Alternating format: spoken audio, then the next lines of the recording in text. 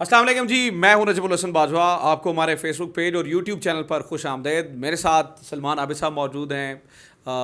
کسی تعارف کے محتاج نہیں ہیں اور اس وقت بڑی اندر کی خبروں کے ساتھ ہم آپ کے ساتھ حاضر ہیں کہ اس وقت چل کر ہے. سلمان بھائی بہت شکریہ.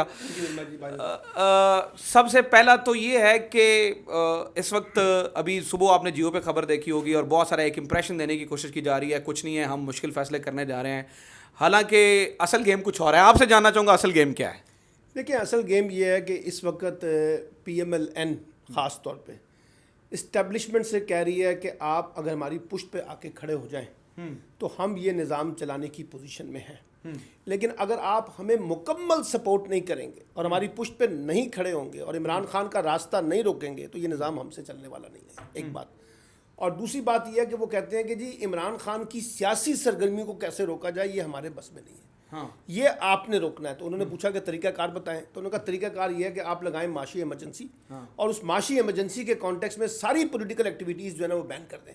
یعنی ہم تو گورنمنٹ میں ہیں نا، تو ہماری ایکٹیویٹیز بین ہو جائیں تو ہمیں تو کوئی مسئلہ نہیں ہے. اپوزیشن کی بھی ایکٹیویٹی ساری کی ساری بین ہو جائیں، عمران خان کے دھرنے، عمران خان کے جلوس، عمران خان کے جلسے، عمران خان کی. اچھا، یہ سجیسٹ کر رہے ہیں کہ آپ معاشی ایمرجنسی لگائیں اور اس میں ایمرجنسی کی طرح یہ مطلب ایکٹیویٹیز بند کر دیں. جب آپ معاشی ایمرجنسی لگا دیں گے تو اس کا مطلب ہے پھر آپ پولیٹیکل ایکٹیویٹیز تو نہیں کر سکیں گے نا اس طرح سے، کیونکہ آپ کا معاشی ایک ایمرجنسی لگ گئی ہے. یہ ان کو کہہ رہے ہیں. اور ساتھ ساتھ بڑی دلچسپ بات ہے، باجوہ صاحب یہ بھی گارنٹی مانگ رہے ہیں کہ جب الیکشن ہوں گے 2023 میں تو آپ ہمیں اس بات کی ضمانت دیں کہ ہمیں اقتدار میں شامل کیا جائے گا. اچھا، یعنی کہ ہم جو دل گند مچائیں ٹھیک ہے. تو اب آپ یہاں سے اندازہ لگائیں کہ لڑائی یہاں پر ہے.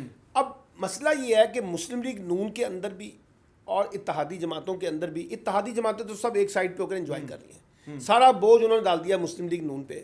اور مسلم لیگ نون میں یہ جو آج جو خبر چلی ہے نا کہ سب اتفاق ہو گیا اور سب فیصلے ہو گئے ہیں، اگر اتفاق ہو گیا ہے تو ابھی 6 گھنٹے گزر گئے ہیں تو فیصلہ سنا دیں اور باقاعدہ کہہ دیں کہ جی معاشی سرگرمیوں میں یہ بڑے بڑے فیصلے کیے گئے. ساتھ ساتھ یہ کہہ رہے ہیں کہ پیٹرول کی قیمت بھی نہیں بڑھائیں گے. اچھا، اگر پیٹرول کی قیمت نہیں بڑھائیں گے تو آئی ایم ایف کیسے راضی ہوگا؟ کیسے راضی ہوگا؟ ایک کنفیوژن ہے. اب وہ دیکھ رہے ہیں اسٹیبلشمنٹ کی طرف، اور یہ وہی لوگ ہیں جو کہتے تھے کہ ووٹ کو عزت دو اور پاکستان میں سپرمیسی آف پارلیمنٹ، ڈیموکریسی کی بالادستی. میں سلمان بھائی یہاں پہ یہ بات میرے لیے بڑی نہیں ہے اور آپ نے بہت بڑی خبر دی ہے کہ یہ وہی لوگ ہیں نا، یہ ووٹ کو عزت دو والے، یہ وہی لوگ ہیں ڈیموکریسی کی دن رات سپریمیسی کی بات کرنے والے، آج معاشی ایمرجنسی کے نام کے اوپر اپنے سیاسی فوائد چاہ رہے ہیں اور اپنی سیاسی مفادات حاصل کرنے کی کوشش کر رہے ہیں. مطلب آپ اپنے آئینی حق ان کا سلب کر رہے ہیں. پہلی بات تو یہ نا کہ ان کو سب کو یقین ہی نہیں تھا، اسٹیبلشمنٹ سمیت آج کی حکومت کو، کہ عمران خان اس طریقے سے ریئیکٹ کرے گا. اور آپ کو یاد ہے وہ کہتا تھا کہ میں جب باہر نکلوں گا اور اپوزیشن میں آؤں گا تو زیادہ خطرناک ہو جاؤں گا. تو یہ مذاق اڑاتے تھے، ٹھیک ہے. اور وہ مریم کہتی تھی کہ ان کو ٹماٹر پڑیں گے، آلو پڑیں گے، پتہ نہیں کیا کیا. اب جو اتنے بڑے بڑے جلسے کر دیے ہیں، اس نے اس سارے سچویشن نے ان سب بڑوں کو سر جھکانے پہ مجبور کر دیا ہے اور سر جوڑ کے وہ بیٹھ گئے ہیں کہ کریں کیا. اور دیکھیے، آپ کو بھی اچھی طرح پتا ہے باجوہ صاحب، مجھے بھی پتا ہے پاکستان میں فیصلے کہاں ہوتے ہیں. صحیح بات ہے. جو جنہوں نے فیصلہ کرنا ہے نا وہ سر جوڑ کے بیٹھے ہوئے ہیں. باقی مریم اورنگزیب کیا کہہ رہی ہیں، نواز شریف کیا کہہ رہے ہیں، مریم کیا کہہ رہی ہیں، زرداری صاحب کیا کہہ رہے ہیں، ان کی کیا اہمیت ہے. مجھ سے کل کسی نے پوچھا نا کہ جی وہ آصف علی زرداری صاحب سندھ اسمبلی کیسے توڑیں گے، تو میں نے کہا بے فکر ہیں، جنہوں نے توڑوانی ہے وہ توڑوا لیں گے، کیونکہ زرداری صاحب کی اور آج کل پنڈی والوں کی بہت دوستی ہے. تو اس لیے یہ کوئی ایسا ایشو نہیں ہے. اصل چیز یہ ہے کہ فیصلہ یہ کرنا ہے کہ کن شرائط پہ، کن کنڈیشن کے اوپر اور کس رول آف گیم میں یہاں پہ، چونکہ آپ باخبر ہیں اس لیے میں تھوڑا سا عوام کو یہ بھی بتا دوں کیونکہ یہ بہت امپورٹنٹ بات ہے، اور پھر میں آپ سے پوچھتا ہوں کہ وہ انہوں نے منع کیا. سلمان بھائی، ناظرین جس معاشی ایمرجنسی کی بات کر رہے ہیں وہ یہ ہوتا ہے کہ آپ یوں سمجھیے کہ آپ کو ایکٹیویٹیز کی اجازت نہیں دی جائے گی، پولیٹیکل ایکٹیویٹیز بند کر دی جائیں گی، اس کے اوپر جو بندہ باہر نکلے گا اس کے خلاف مقدمے ہوں گے، اور پھر عین ممکن ہے کہ ایسی معاشی ایمرجنسی کے تحت آپ یہ بھی کہہ دیں کہ جناب ہے کوئی دفعہ 144 بھی نافذ کر دو، یا سیاسی مارشل لا ہے، سیاسی مارشل ہے نا. اور اس ایمرجنسی کو جتنا لمبا پرولونگ کرنا چاہیں وہ بھی کر سکتے ہیں.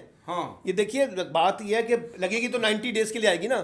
آپ نے اس کو کہا کہ نہیں سچویشن ٹھیک نہیں ہے ابھی تو بڑے برے حالات ہیں، 120 ڈے کر دیں، پھر اس کے بعد کہیں 120 ڈے کر دیں، تو اس کو جتنا پرولونگ کرنا ہوگا وہ کریں. اچھا، فوج نے کیا کہا آگے سے؟ سر انہوں نے کہا ہے، دیکھیے انہوں نے کہا کہ کچھ چیزوں کے اوپر آپ کو بطور حکومت ذمہ داری لینی ہوگی. آپ تو ہمیں آ کے تسلی دیتے تھے ہمارے پاس پورا اکنامک پلان ہے، آپ تو ہمیں کہتے تھے کہ جناب ہم تو اس وقت اتنے پاپولر ہیں عمران خان کے مقابلے میں، پولیٹیکلی چارجڈ ہیں. اب آپ یہ سارا بوجھ ہم پہ نہ ڈالیں کہ عمران خان کو بھی ہم نے ڈیل کرنا ہے، معیشت کو بھی ہم نے ٹھیک کرنا ہے، 2023 کے انتخابات کی گارنٹی بھی آپ کو دینی ہے، معاشی ایمرجنسی بھی لگانی ہے, نیشنل سیکورٹی کمیٹی کو انگیج بھی کرنا ہے. اگر یہ سارا کام ہم نے کرنا تو پھر آپ نے کیا کرنا ہے ذرا. اس کا مطلب ہے 3 نہ کر دی ہیں فوج نے, ایک آرٹیکل 245 والا, دوسرا آرٹیکل 245 انہوں نے باقاعدہ جان بوجھ کے کھیلا ہے کارڈ تاکہ فوج کے درمیان اور پی ٹی آئی کے درمیان ایک تصادم ہو. دیکھیے پاکستانی فوج اس وقت فریق نہیں بن سکتی جو پولرائزیشن پاکستان کے اندر ہوئی ہوئی ہے اور گھروں تک چلی گئی ہے, اداروں کے اندر تک چلی گئی ہے, اداروں کی فیملیوں تک چلی گئی ہے پولرائزیشن. تو وہ کیسے افورڈ کریں گے کہ اداروں کی فیملیز بھی وہ اس پہ رائے دے دیکھیں نا. بات یہ ہے کہ اگر میں ایک فوجی ہوں, سابقہ فوجی ہوں یا حاضر سروس فوجی ہوں, تو میرے گھر میں تو میری اولادیں بھی بیٹھی ہیں نا, ان کی بھی تو کوئی سوچ ہے, فکر ہے, وہ کس کو حمایت کرتے ہیں, کسی کی مخالفت کر رہے ہیں, میں ان پہ پابندی تو نہیں لگا سکتا. اس لیے میں یہ کہہ رہا ہوں کہ اتنی زیادہ پولرائزیشن میں فوج کبھی بھی نہیں چاہے گی کہ وہ براہ راست آ کے فریق بنے. اور اب آپ کو یاد ہے کہ ایک دفعہ 77 میں بھٹو صاحب کے اوپر جب کا دور تھا تو یہ لاہور کا جو مال روڈ تھا نا, یہاں پہ فوجیوں کو کہا گیا کہ گولیاں چلا دیں مظاہرین کے اوپر, پی این اے کے اوپر. تو 1-2 گولیاں چلی, کچھ لوگ مرے, سہیل شامی وغیرہ. اس کے بعد فوج نے ہاتھ اٹھا دیے, اس نے کہا جناب یہ براہ راست آپ ہم سے گولیاں مروا رہے ہیں. ہاں آپ لوگوں کے خلاف کریں گے, لوگوں کے خلاف ایک ہی ادارہ رہ گیا جس پہ لوگوں کا اعتماد ہے, اس لیے وہ تو چیز چلنے والی نہیں ہے. اچھا یہ بڑی حیران کن بات ہے کہ میں اچھا تھوڑا ٹیکنیکلی پوچھ لیتا ہوں, انہوں نے فوج کو مشورہ دیا یا حکم دیا کہ معاشی ایمرجنسی لگوائیں؟ سر دیکھیے انہوں نے کہا ہے کہ اگر آپ چاہتے ہیں کہ ہم آگے چلیں اور آپ چاہتے ہیں کہ حکومت آگے چلے تو پھر یہ آپ کو ماننا پڑے گا. ایک بات. اچھا فوج نے 2-3 باتیں اور بھی کی تھیں. فوج نے کہا تھا کہ نواز شریف صاحب کو فوری طور پہ واپس لانے کے لیے کوئی کوشش نہ کیجیے گا. وہ نہیں ہوا عمل. انہوں نے کہا جی پرائم منسٹر ہاؤس میں مریم نواز کا کوئی دفتر, کوئی سیکریٹریٹ نہیں بنے گا, وہ نہیں بن سکا. انہوں نے کہا جی کہ یہ جو اپنا آپ کی پارٹی کے اندر اتحادیوں میں ایسے لوگ ہیں جو بڑے فوج کے بارے میں, اداروں کے بارے میں بڑی منفی بات کرتے ہیں, پی ٹی ایم کے لوگ, یہ وزارتوں کا حصہ نہیں بنیں گے, وہ نہیں بنے آپ کے سامنے. ٹھیک ہے نا. تو وہ کچھ چیزوں کے اوپر یہ شہباز شریف. اب پرابلم ایک اور چیز آ گئی ہے, پرابلم یہ آ چکی ہے جس کو بات کو سمجھنے کی ضرورت ہے کہ شہباز شریف ڈیفیکٹو پرائم منسٹر ہے. فیصلے تو سارے لندن میں ہو رہے ہیں. آپ کو یاد نہیں الطاف حسین کیا کرتا تھا, ساری کی ساری ڈیفیکٹو کابینہ ایم کیو ایم کی کراچی میں بیٹھی ہوتی تھی اور فیصلے لندن میں ہوتے تھے. یہاں پر بھی یہ ہو رہا ہے کہ پالیٹکس ہو رہی ہے پاکستان میں, اقتدار لینا ہے پاکستان میں, سیاست کرنی ہے پاکستان میں, لڑائی لڑنی ہے پاکستان میں, فیصلے جو ہیں وہ لندن میں بیٹھ کے نواز شریف صاحب کریں گے. اب نواز شریف صاحب اگر ڈیسائسو پاور ہیں تو پھر شہباز شریف کو پرائم منسٹر بنانے کی کیا ضرورت ہے؟ سلمان بھائی ایک بات بتائیں, کل رات ہم نے دیکھا بڑی چلی ہے, میں نے اس کے اوپر تھوڑی بات کی ہے لیکن آپ مجھ سے زیادہ باخبر ہیں اور آپ کو زیادہ پتہ ہے. مجھے یہ بتائیں وہ آخری وقت پہ جو کال آئی ہے وہ کس کی کال تھی؟ وہ یہ کال کے بارے میں آپ کو بتاؤں کہ فوج نے یا اسٹیبلشمنٹ نے جو بھی آپ کہنا چاہتے ہیں, ملتان کے جلسے میں بھی پیغام دیا تھا کہ عمران خان صاحب اتنی جلدی نہ کریں اور تھوڑا سا ٹائم دیں. یہ کس سائڈ والی اسٹیبلشمنٹ کی بات کر رہے ہیں؟ سر دیکھیے بات یہ ہے کہ چاہے وہ ادھر کی ہے اور چاہے وہ ادھر کی ہے, اسٹیبلشمنٹ کو آپ ایک ہی دیکھیے گا. میں آپ کو ایک بات بتاؤں, اگر جو لوگ فوج کے ڈائنامکس کو سمجھتے ہیں, فوج میں جتنے مرضی اختلافات ہو جائیں, فوجی سوچتا اپنے انسٹیٹیوشن کے بارے میں, اپنی فوج کی فائنل کا فیصلہ اپنے انسٹیٹیوشن کے بارے میں ہوتا ہے. وہ اپنے انسٹیٹیوشن سے محبت کرتا ہے, اپنے پرسنل چیزوں کو نیچے نکال دے گا. اس لیے وہ ادھر کیوں اس سے کوئی میٹر نہیں کرتا. ان کو پیغام دیا گیا تھا کہ آپ تھوڑا سا اسٹے کریں, انہوں نے کر کے دکھا دیا 2 دن اسٹے آپ کے سامنے.